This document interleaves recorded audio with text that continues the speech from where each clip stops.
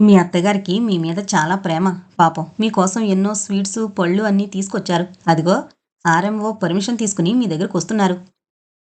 నాకు మా అత్తగారిని చూడాలని లేదు అని చెప్పడానికి కూడా అవకాశం లేకపోయింది రాణికి. ఆవిడొచ్చేసింది. అయ్యో! ఎలాంటి దానివి అలా అయిపోయావమ్మా! నువ్వు లేని ఇల్లు ఇల్లులా లేదు. నువ్వెప్పుడొస్తావా అని కళ్ళల్లో ఒత్తులేసుకుని ఎదురు చూస్తున్నాను అని ప్రేమ గుమ్మరిస్తూ మాట్లాడింది. రాణి వంచిన తల ఎత్తలేదు. అత్తగారి ముఖం చూడలేదు. అయ్యో! ఒక్క మాట మాట్లాడు తల్లీ. డాక్టరు నీకు తగ్గిపోయిందంటే గంపెడాస్తో వచ్చాను అంది.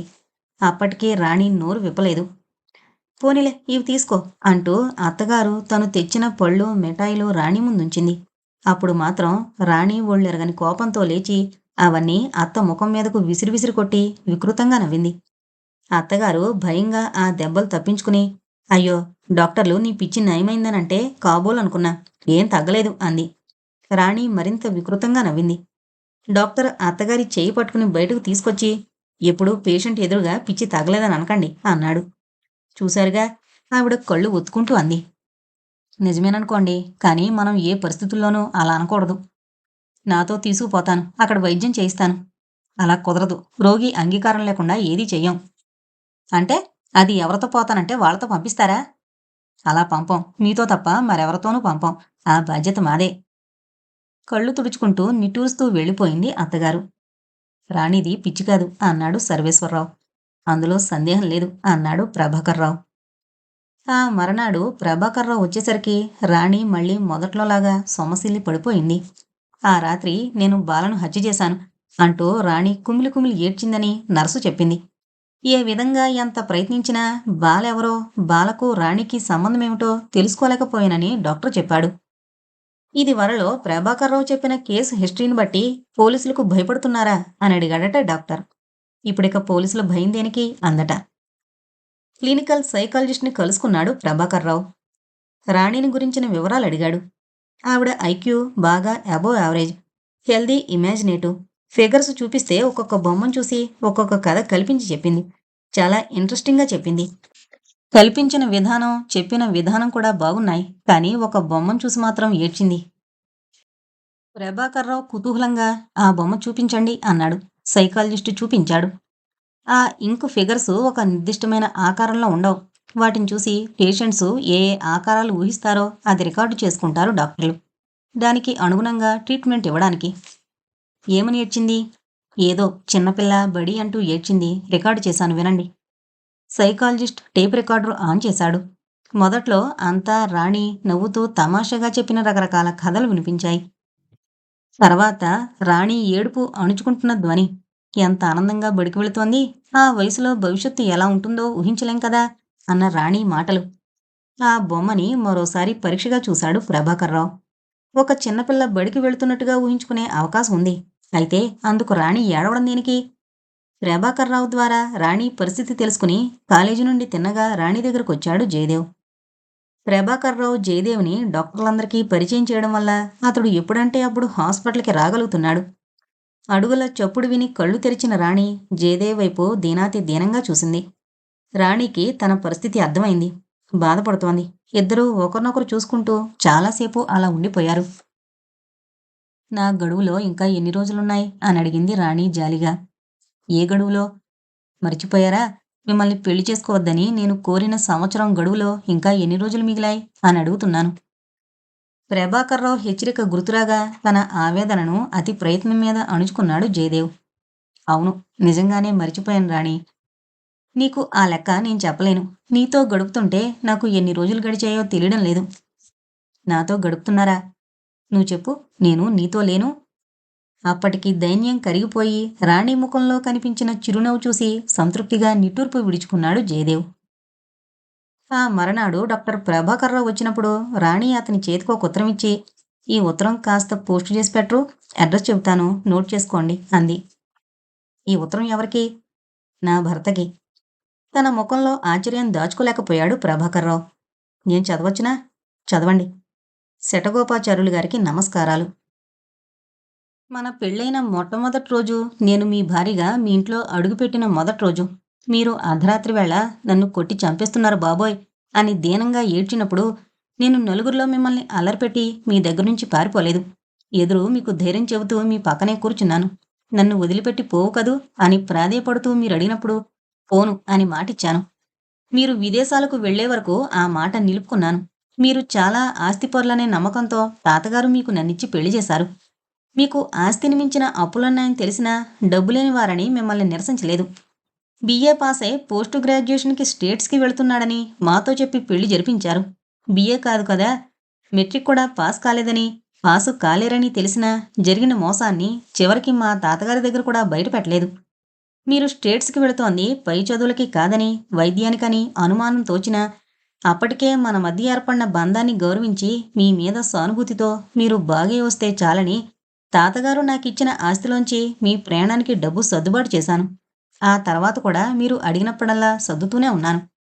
ఇప్పుడు మిమ్మల్ని దీనాతి దీనంగా చేతులు జోడించి అతి చిన్న కోరిక కోరుతున్నాను. ఒక్కసారి నాకు కనపడండి. నాతో మాట్లాడండి. ఇంతే రాణి. ప్రభాకర్ లాంటి డాక్టర్ కూడా ఆ ఉత్తరం చదివి కళ్ళు చెమ్మగిల్లాయి. రాణి, ఈ డొంకతిరుడంతా దేనికి? నువ్వు మీ అత్తగారితో వెళ్తే అక్కడికి నీ భర్త వస్తానంటున్నాడు కదా! అప్పుడు అతడితో మాట్లాడొచ్చు కదా! లాభం లేదు డాక్టర్. నేను మా అత్తగారితో వెళ్ళను. ఎందుకంత ద్వేషం? ద్వేషం మాత్రమే కాదు. పగ, కసి, అన్నింటికి మించి భయం. ఉద్రేకంతో ఎర్రబడుతున్న రాణి ముఖం చూసి ఆశ్చర్యంతో ఎందుకు? అంత కష్టపెడుతుందావిడ అన్నాడు. మామూలు కష్టాలైతే నేను లెక్క చేయను. తిండి పెట్టకుండా మార్చినా మొండిగా ఎదిరించి నిలవగలను. మరి? ఏం చెప్పను డాక్టర్. ఎలా చెప్పను? చెప్తే మీరు అందరిలాగే నాకు పిచ్చి అని నా నుంచి పారిపోతారేమో. పర్వాలేదు. మీరేం చెప్పినా అర్థం చేసుకోగలను. చెప్పండి.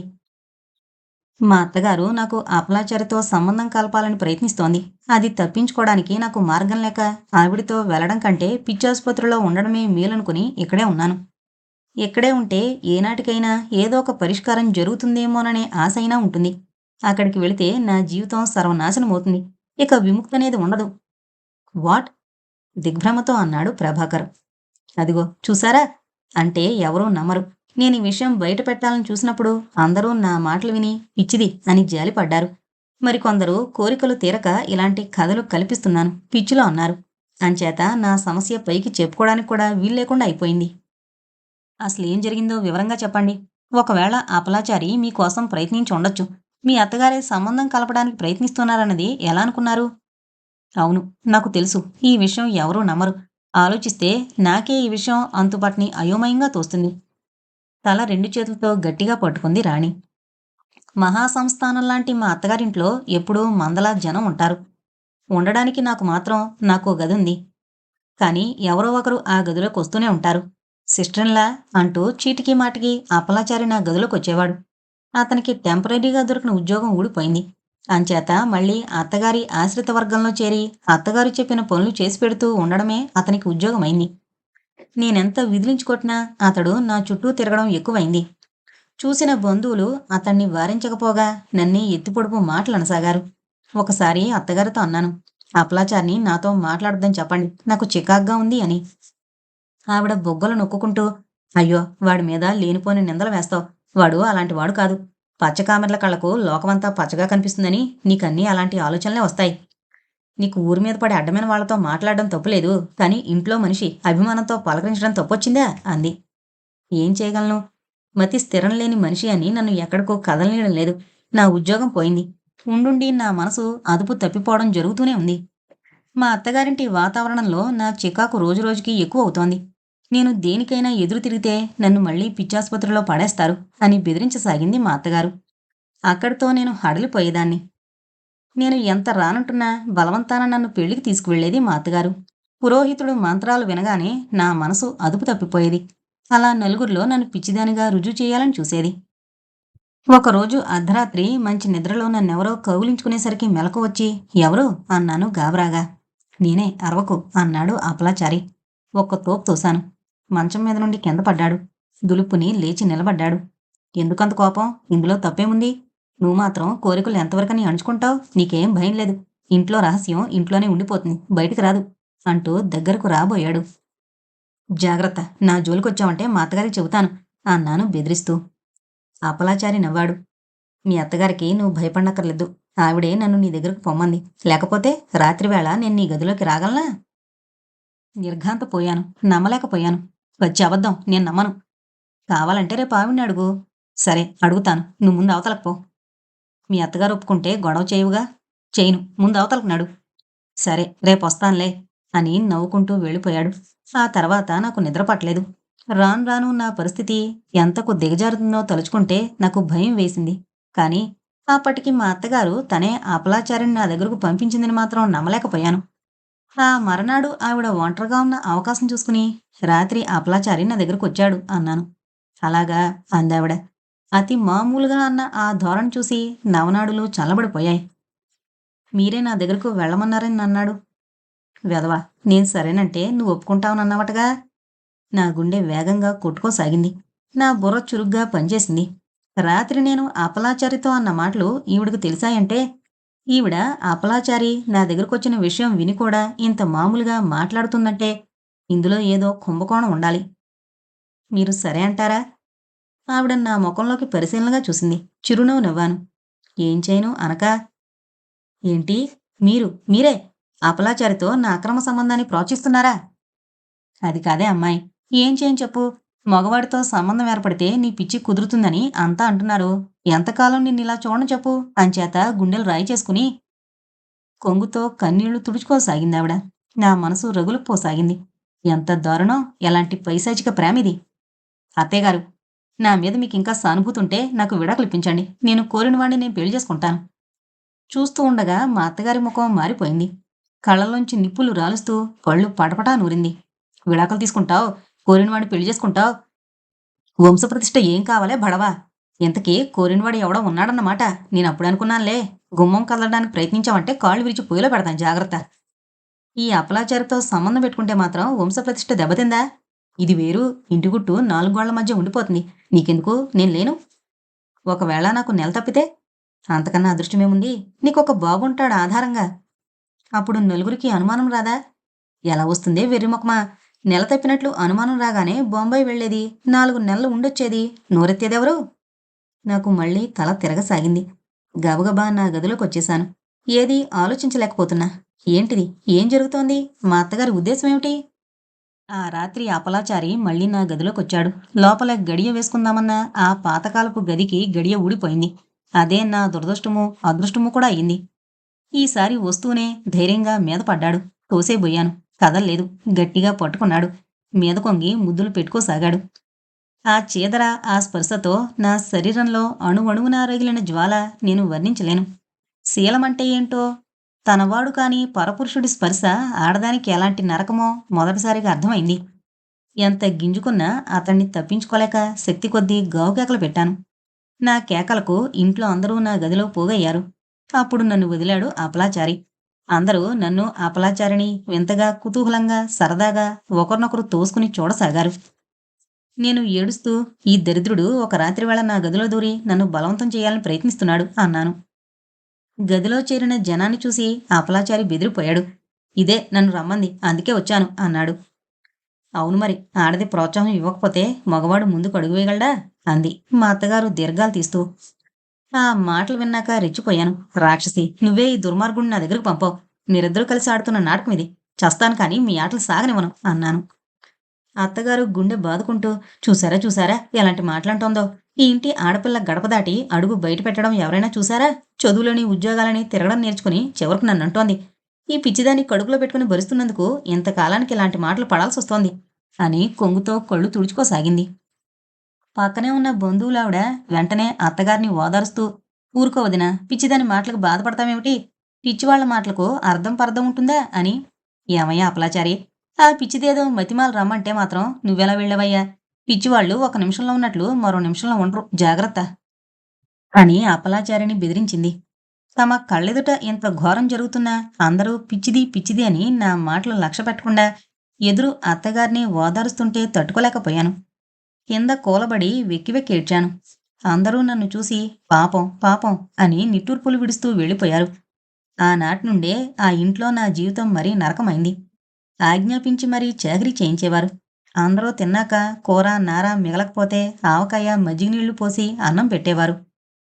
నా కళ్ళ ముందే అందరూ పలహారాలు తింటూ నాకు పెట్టేవారు కాదు. ఆగర్భ శ్రీమంతురాల్ని, ఆస్తిపరురాల్ని, పోస్ట్ గ్రాడ్యుయేట్ డిగ్రీ ఉన్నదాన్ని. తిండికి కూడా గతిలేని పరిస్థితుల్లో చిక్కుకుపోయాను. ఒకరోజు పప్పు రుబ్బుతున్నాను.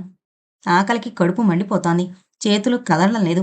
అప్పలాచారి నా ఎదురుగా కూర్చుని గులాబ్ జాములు తింటున్నాడు. చెయ్యి జాపి నాకొకటి పెట్టవు అని అడిగాను. ఎంత ఆశ, నీకెందుకు పెట్టాలి అన్నాడు వెక్కిరిస్తూ. మీరంతా తింటోంది నా డబ్బు కాదు. నాది నాకు పెట్టడానికి ఏడుస్తారేం అన్నాను. నన్నడుగుతావేం, ఆ సంగతి మీ అత్తనడుగు అని అటు ఇటు చూసి, నాకు లొంగనంత వరకు నీ గతింతే అన్నాడు. ఎందుకు లొంగను, లొంగిపోతాను అన్నాను. అప్పలాచారి పరమానందంతో వెళ్ళి మా అత్తగారితో మాట్లాడాడు. ఆవిడ వెంటనే వచ్చి, అయ్యో ఒంట్లో బాగోలేని దానివి రోడ్డు ముందు కూర్చుని పప్పు రుబ్బుతున్నావేమిటే, లేలే అని లేవదీసింది. కుర్చీలో కూర్చోబెట్టి ప్లేట్లో అరడజను గులాబ్ జాములు పెట్టి ఇంకా తినమని బతిమలాడింది. మస్తుడు తిన్నాను. ఇక ఆ రోజంతా నాకు రాజభోగాలే జరిగాయి. ఆ సాయంత్రం మా అత్తగారు నన్ను తలంటి పోసుకోమంది. పోసుకున్నాను. ఎవరూ చెప్పకుండానే తెల్ల చీర కట్టుకుని నీటుగా తయారయ్యాను. నన్ను చూడగానే ఆ పలాచారి తినేసేలా చూస్తుంటే మనసులో కలిగే మంటను అణుచుకుని నవ్వాను. ఆ రాత్రి ఆ పలాచారి రాగానే, రారా బ్రదరన్లా, నీకోసమే చూస్తున్నాను అన్నాను. "ష్ ష్, గట్టిగా అరవకు, ఎవరైనా వింటారు" అన్నాడు గాబరాగా. ఎవరూ వినర్లే కాని ముందుది చెప్పు, నేనంటే నీకెందుకింత లవ్వు, నన్ను పెళ్ళాడతావా? చిచ్చే, పెళ్ళయిన దాన్ని పిచ్చిదాన్ని పెళ్ళాడే కర్మ నాకేం పట్టింది? అమాంతం పీకపుచ్చుకుని నులిమి పారేయాలనే ఆగ్రహాన్ని అతి ప్రయత్నం మీద అణుచుకున్నాను. ఆహా, ఏం రసికుడు! ఎంత అద్భుతంగా ప్రకటిస్తున్నాడు తన ప్రేమని. కానీ మనసులోంచి ఒక బెంగ తీరింది. వీడికి పెద్దెత్తులు లేవు. నా దగ్గరకొచ్చి నన్ను కౌగిలించుకోబోయాడు. అని మూలుగుతూ విరుచుకుని పడిపోయాను. ఏంటి ఏంటి అని కంగారు పడిపోసాగాడు అపలాచారి. అలా అని మూలుగుతూ గంటసేపు అపలాచారిని గాబరా పెట్టి ముఖం మీద నీళ్లు చల్లడం లాంటి వెధవ సపర్యలన్నీ అందుకుని నెమ్మదిగా లేచి కూర్చుని, లాభం లేదు బ్రదర్‌నిలా అన్నాను నీరసంగా. అయితే నన్ను పొమ్మంటావా అన్నాడు ఏడుపు ముఖంతో అపలాచారి. చెమట వెధవ. పోతావా, అంతేనా నా మీద ప్రేమ? ఏం చేయను మరి? నేను పిచ్చిదాన్ని కదూ, ఇంట్లో ఇంతమందుంటే నా మనసు వశం తప్పుతోంది. మనిద్దరమే ఉంటే అని క్రీగంటతో చూసి నవ్వాను. వెంటనే మళ్ళీ మీద పడబోయాడు. హుహుహు అని మరింత గట్టిగా మూలుగు మొదలుపెట్టాను. హడిలిపోయి వెనక్కు తగ్గాడు. ఎలా ఇలా అయితే? కొంచెం చిరాగ్గా అన్నాడు. వీడు బ్రతుకుతోడు వీడికి నా మీద చికాకా? మనం ఎక్కడైనా మనిద్దరమే ఉండగలిగితే అప్పుడు నీకు స్వర్గమంటే ఏంటో చూపిస్తాను. అప్పలాచారి ముఖం వికసించింది. పిన్నినడుగుతాను అన్నాడు సంబరంగా. వెర్రి వెధవ, ఇలాంటి దరిద్రులు నన్ను పిచ్చిదాన్నని అంటున్నారు. అత్తగారు మనిద్దరిని పంపిస్తారేమిటి? ఒక్కనాటికి పంపించరు. నా బ్యాంకు బ్యాలెన్స్ చాలానే ఉంది. అత్తగారు ఎంత అడిగినా నేనెప్పుడూ చెక్ మీద సంతకం చేయను. నా నగలు బోల్డన్నున్నాయి. మనం ఎలాగైనా ఇక్కడి నుంచి వెళ్ళిపోతే ఆ డబ్బంతా నీకే వస్తుంది. నాకు నువ్వు తప్ప ఎవరున్నారు? ఆ డబ్బుతో నువ్వు బిజినెస్ ప్రారంభించావంటే ఉద్యోగం బాధ లేకుండా కాలు మీద కాలేసుకుని బ్రతకొచ్చు. ఆ దరిద్రుడి కళ్ళు దురాశతో మెరిశాయి. ఇప్పుడు పారిపోదాం అన్నాడు. అబ్బా, అన్నింటికీ తొందరేనా, ఉండు. కొంతకాలం మనిద్దరం స్నేహంగా ఉన్నట్లు అందరినీ, ముఖ్యంగా అత్తగారిని నమ్మించాలి. పొరపాటునైనా మన ప్రయత్నం ఎవరికీ తెలియకూడదు. ఆ తర్వాత మనిద్దరం హాయిగా సుఖంగా. ఈలోగా నువ్వు ఎవరికైనా మన ప్రయత్నం చెప్పావంటే చెప్పను చెప్పను అన్నాడు అప్పలాచారి వెంటనే. ఆ రోజు నుంచి పాపం అప్పలాచారి మా అత్తగారి ఎదురుగా నాతో రకరకాలుగా సరసాలాడేవాడు. నేను చచ్చినట్లు భరించేదాన్ని. మా అత్తగారు మురిసిపోతూ నన్ను నెత్తిన పెట్టుకుని రాజోపచారాలు చేసేది. అత్తగారు, ఇలా బోసుగా ఉంటే నాకు బాగాలేదండి. నా నగలన్నీ పెట్టుకోవాలనుంది అన్నాను. మా అత్తగారు అనుమానంగా చూస్తూ, నువ్వు ఆ నగలని ఎప్పుడూ పెట్టుకునేదానివి కాదుగా అంది. ఇప్పుడు పెట్టుకోవాలనుంది అన్నాను. కొంత అయిష్టంగానే మా అత్తగారు నా నగలు నాకిచ్చింది. అన్నీ కావాలని పట్టుబట్టి పెట్టుకున్నాను. ఒసేయ్, ఈ నగలన్నీ తీసుకుని పారిపోదామనుకుంటున్నావేమో, పిచ్చిది. తప్పించుకు పారిపోయిందని పోలీసు రిపోర్టిచ్చి నిన్ను జుట్టు పట్టుకుని ఈడ్చుకొస్తాను అంది మా అత్తగారు. బ్రదరిన్‌లాను వదిలి నేనెక్కడికి వెళతానండి అన్నాను అమాయకంగా. కాసుల పేరు చంద్రహారాలు, 5, 6 రకాల ఒంటిపేట గొలుసులు, వడ్డాణం, ముత్యాల హారం, రవ్వల దుద్దులు, 20 జతల గాజులు. ఇన్ని నగలు అన్ని వేళలా అలంకరించుకుని తిరుగుతోన్న నన్ను అసూయగా చూసిన అమలకలు, అదేంటి ఇంట్లో అన్ని నగలు దిగేసుకుని తిరుగుతుంది అని అడిగేవారు. ఏంటో ఇదో కొత్త పిచ్చి పట్టుకుంది. స్నానానికి వెళుతున్నప్పుడైనా ఒక్క నగ ఒంటి మీద నుంచి తీయదు. వద్దంటే పిచ్చి ఇంకా ఎక్కువవుతుందేమోనని పెట్టుకొనిస్తున్నా. అయినా నా కళ్ళ ముందే ఉంటుందిగా, నేను జాగ్రత్తగా కనిపెట్టి చూస్తూనే ఉంటాను. అది అత్తగారి భరోసా. నగలన్నీ స్వాధీనం చేసుకున్నా నేను పారిపోయే ప్రయత్నమేదీ చేయకపోవడంతో అత్తగారికి చాలా వరకు నా మీద నమ్మకం కుదిరింది. అప్పలాచారి నా దగ్గరకు రావడానికి ప్రయత్నించినప్పుడల్లా నేను హుహు అని విరుచుకుపడ్డంతో అతడు ఆ ప్రయత్నం పూర్తిగా విరమించుకున్నాడు.